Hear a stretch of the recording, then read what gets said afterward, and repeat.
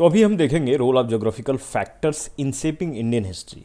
जैसे हिल्स और माउंटेन्स का क्या रोल है इंडियन हिस्ट्री के कंस्ट्रक्शन में। तो ये हिमालय के बारे में यदि देखें तो एक बैरियर की तरह काम करता है साइबेरियन कोल्ड विंड से, क्योंकि ये क्लाइमेट जो नॉर्थ इंडिया में है ना उसको कंपैरेटिवली वार्म बना देता है। वार्मर क्लाइमेट जो है ज़्यादा जो है ग्रोथ फ्लोरा फौना का कराता है, सुटेबल होता है ह्यूमन लाइफ ग्रोथ के लिए। ये पॉपुलेशन डेंसिटी इसीलिए यहाँ ज़्यादा है। चाइना और भी नाइबर जो विंटर कंट्रीज़ हैं वहाँ पे जो हम देखते हैं कि वहाँ से टेम्परेचर अपने यहाँ अच्छा है। एक बैरियर की तरह है फॉरेन इन्वेडर के लिए भी, क्योंकि जो बाहर से इन्वेडर्स आते हैं उनको जो है रोक देता है। हिमालय जो है इम्पॉसिबल है कि इसको क्रॉस किया जाए। कई बार जो है एक्सेप्ट 1962 का जो वार हुआ था उसको छोड़ दें तो और सब में जो है इसमें पासेस होते हैं जिसे आ जाते हैं लोग, लेकिन बहुत सिग्निफिकेंट वे में जो है यहाँ से अटैक हो नहीं पाता है। तो हिमालयन रेंज जो है ऑलमोस्ट इनक्रॉसेबल है लार्ज ग्रुप ऑफ आर्मीज़ के लिए।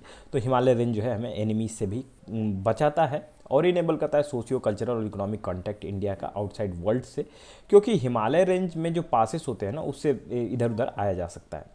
तो बैरियर हिमालय जो है ये बना देता है इंडिया और largely free from politico military जो अपवेल है उसको जो है सेंट्रल एशिया से रोक देता है।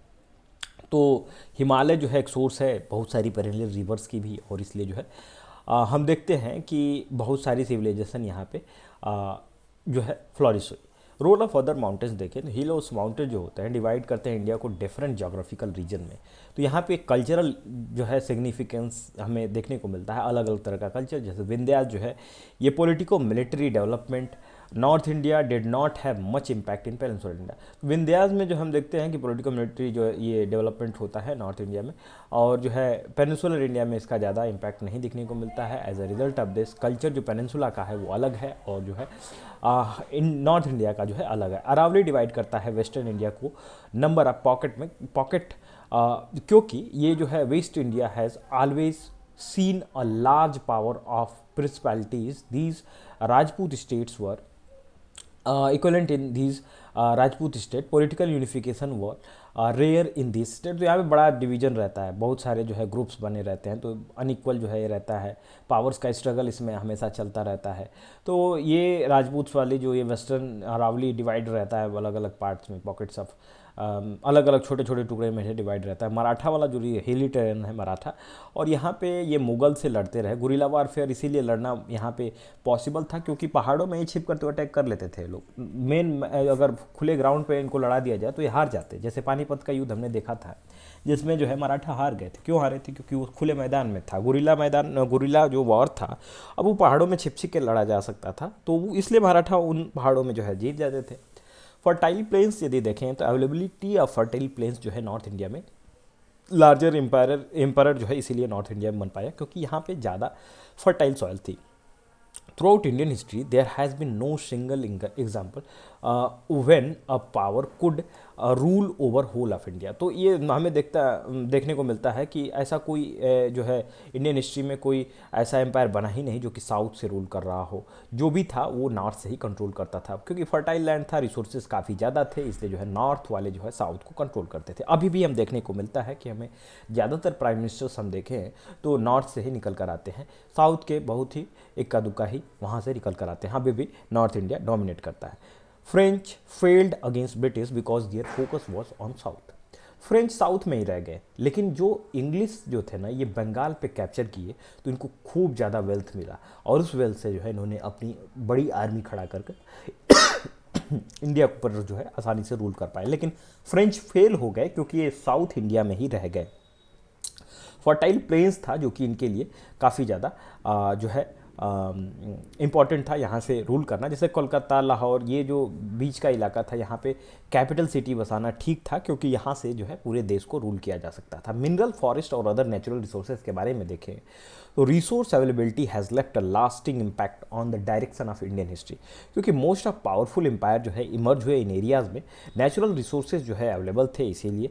और मगधन एम्पायर को के बारे में यदि हम देखें तो ये जो है हम देखें कि अलग अलग जो महाजनपद से 16 हों उसमें मगध क्यों निकल कर आया, क्योंकि वहाँ आयरन माइन, टिम्बर्स वगैरह नेचुरल रिसोर्सेज खूब ज़्यादा था, इसलिए जो है मगध फ्लॉरिश किया। आयरन वीपन खूब ज़्यादा बनाकर लड़े ये लोग। अवेलेबिलिटी जो आयरन की थी ना वो मगध में ज़्यादा थी, इसलिए जो है लोग वीपन बनाए और उससे लड़े। अच्छा, क्लाइमेट का क्या रोल है भाई? तो वार्मर क्लाइमेट जो नॉर्थ इंडिया का था, वो when compared with trans Himalayan region has ensured that most of the vegetation and human population जो है ये इस रीजन में फ्लॉरिश कर रहे थे। एक्सट्रीम क्लाइमेट हिमालयन रीजन का था जो कि ensure that population density remained very low. तो एक्सट्रीम जो अब क्लाइमेट होगा तो भाई पॉपुलेशन डेंसिटी तो कम होगी ही, नेचुरल वेजिटेशन और other form of wild life जो है वो जो है कम थे उस रीजन में। एलुवियल सॉइल जो थी ना वो रिवर द्वारा आती थी और इस प्लेन को काफ़ी फर्टाइल बना देती थी, तो इसलिए जो है प्लेन प्रोवाइड करता था इनको बड़ी अच्छी तरीके से फर्टाइल लैंड, जो कि यहाँ पे हमें ह्यूमन सेटलमेंट के लिए अच्छा था रिवर्स। तो rivers are narrow in foot hills of the mountain, इसलिए जो है rivers could be crossed without boats and other technical early man settle in foot hill of the mountains. तो असल में क्या था ना कि शुरुआत में जो सेटलमेंट हुआ ना तो वो ऊपर ही हुआ। क्यों हुआ? क्योंकि वो जो रिवर्स थे ना उनको क्रॉस करना आसान था। अब नीचे 1.5 किलोमीटर जो है चौड़ी नदियाँ बह रही हैं तो उसको पार करना इन अर्ली पीपल को जो है कठिन था, इसलिए सेटलमेंट जो हुआ ना वो ऊपर की तरफ ही हुआ ज़्यादातर। रिवर्स और प्लेन्स यदि हम देखें तो are prone to flooding, these were almost impossible to be crossed by early man. तो इसीलिए जो है प्लेन में जो नदियाँ थी ना वो उसको क्रॉस करना काफ़ी मुश्किल था। बिहार में हम देखेंगे कि जो है लंबे लंबे पुल बने हुए हैं, तो वो पुल इसलिए ही बन पाए हैं क्योंकि जो है इसलिए ही वहाँ पे सेटलमेंट हो पाया है क्योंकि पुल का निर्माण हुआ है। अब अर्ली इंडिया में जो है पुल वैसे थे नहीं तो उसको क्रॉस करना काफ़ी मुश्किल हो गया था। तो Gangetic plains were occupied after lakhs of year by stone age. तो स्टोन एज मैन जो है उसको गेंगेटिक प्लेन को ऑक्यूपाई नहीं कर पाया था, यही कारण था। तो जो है मिसोलिथिक एज हम देखते हैं कि मैन स्टार्ट हुए सेटलमेंट, इनका सेटलमेंट जो है गेंगेटिक प्लेन में शुरू हुआ था। रिवर्स जो है provided water for drinking as well as agriculture, that is why culture and civilisation emerge in rivers valley during ancient time. तो रिवर्स जो है ये प्रोवाइड करती हैं वाटर ड्रिंकिंग के लिए और जो है एग्रीकल्चर के लिए, इसलिए जो है सिविलाइजेशन ज़्यादातर यहाँ पे सेटल हुए। पॉलिटिकल बाउंड्रीज की तरह भी ये काम करती हैं। जो कोस्ट है उनका क्या रोल है? कोस्टल एरिया जो है ये मैक्सिमम इंटरेक्शन करते हैं आउटसाइड वर्ल्ड से, क्योंकि सोशियो कल्चरल लाइफ जो है जो कोस्टल रीजन की है वो जो है देखने को मिलता है कि मिक्स है, बाहर के लोगों से भी मिली हुई है। तो पीपल जो कोस्टल एरियाज में रहते हैं ना वो लिबरल प्रोग्रेसिव होते हैं, रिजिडिटी बहुत नहीं होती है इनके अंदर, तो ये जो है ना ज़्यादा प्रोग्रेस करते हैं कोस्टल एरियाज़ वाले। एक्सटेंसिव इंडियन कोस्ट हम देखें तो ये जो है हमें देखने को मिलता है लगभग जो है मेनलैंड की बॉर्डर तो लगभग 5000 किलोमीटर तक है, लेकिन यदि पूरा जो है आइलैंड एरियाज़ वगैरह मिला दिया तो 7000 के आसपास जो है ये लैंड बॉर्डर्स हमारा है। तो एक्सटेंसिव इंडियन कोस्ट है जो है समंदर के किनारे है, वो जो कमर्शियल कॉन्टैक्ट जो होते थे दुनिया भर से वो उससे काफ़ी ज़्यादा इधर डेवलपमेंट हुआ इन रीजन में, इन कोस्ट वाले रीजन में। It is because of this region Harappan civilisation जो है ये फ्लोरिश हुआ गुजरात में। जो है हम देखें कि और ये बहुत लेट जो है डिक्लाइन हुआ इसका, for many century after decline in north west part, पूरा डिक्लाइन हो गया था तब जाकर गुजरात वाले रीजन में डिक्लाइन हुआ था। Foreigners among from Arabs world and Europe reached peninsular India before north because of facilities provided by the ports at Indian coast. अब नीचे भाई पोर्ट्स हैं, कोस्टल एरियाज़ है, वहाँ से जो है ज़्यादातर जो है ये अरब वर्ल्ड के लोग, यूरोप के जो है लोग पहुँचे वहाँ पे।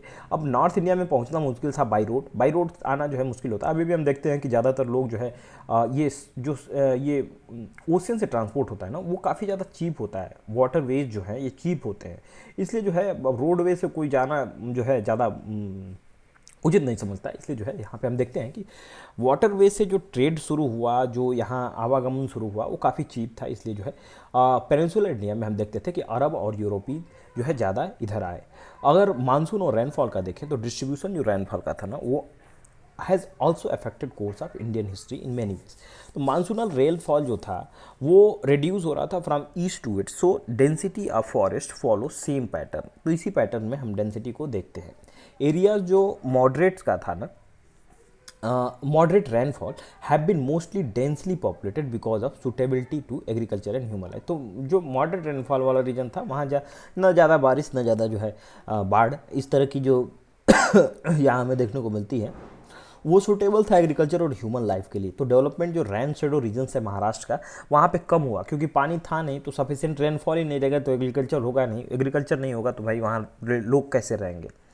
फिर जोग्राफिकल फैक्टर्स और पॉलिटिकल फ्रेगमेंटेशन देखें तो इंडिया जो है कॉन्टिनेंटल कैरेक्टर्स हमें देखने को मिलता है बिकॉज ऑफ एक्सटेंसिव जियोस्फेरिड rules in India have face difficulties in carrying out political unification. तो यहाँ हमें देखने को मिलता है continental character and because of extensive जियोस्फेरिड रूलर्स इंडिया में जो थे ये बहुत सारे डिफिकल्टीज़ को फेस किए पॉलिटिकल यूनिफिकेशन में एक्सेप्ट ड्यूरिंग फ्यू पीरियड, जैसे मौर्यन एज में imperial Gupta period political fragmentation characterises Indian history throughout the ancient age. तो बहुत कम ही समय जो है अमीनाइट रहा है, फिर टूटना है बिखरना है, ये हमारे जोग्राफिकल जो फैक्टर है ना इसके कारण ये फ्रेगमेंटेशन लगे हुए जो है हमें देखने को मिलते हैं। तो because of extensive geographical extent affected Indian rulers get a latent time to look for colony outside India or to subjugate trans Hindu Kush region। तो हम दूसरे देशों में क्यों नहीं जा पाए, यही कारण था क्योंकि दूसरे देश के हमारे देश में आ रहे थे क्योंकि हम फ्रेगमेंटेड थे, बहुत सारे टुकड़ों में टूटे हुए थे। क्यों? क्योंकि भाई जोग्राफिकल फैक्टर्स था, बहुत सारे एरियाज थे और उन रीजन में जो है अलग अलग तरह के लोग थे। तो फॉरेन इन्वेजन भारत में ही हो रहा था, भारत के लोग बाहर क्यों नहीं अटैक करने जा रहे थे? क्योंकि हम अपने में ही परेशान थे, हमारे यहाँ फर्टाइल जो है सॉइल थी, बढ़िया प्रोडक्शन होता था, लोग आपस में जो है अलग अलग किंगडम बनाकर रह रहे थे, फ्रेगमेंटेड था, एक पार्ट था नहीं जो कि एक साथ जो है बाहर के लोगों से लड़ सके। इसलिए लोग भी बाहर से आए और यहाँ पे जो है अपनी अपने आप को जो है कुछ लोग सेटल करा लिए और कुछ लोग जो है यहाँ को इसको इन्वेट करने के लिए आए और इस पे जो है कब्जा करना चाहा। तो इस तरह से जो हम देखते हैं कि जोग्राफिकल फैक्टर हमारे इतिहास के को डेवलप करने में काफ़ी ज़्यादा जो है रोल प्ले करता है। इतनी सारी हिस्ट्री जो है जुड़ी हुई है जोग्राफिकल फैक्टर्स के कारण है। ओके, मिलते हैं अगले वीडियो में कुछ नई चीज़ों के साथ, तब तक के लिए धन्यवाद।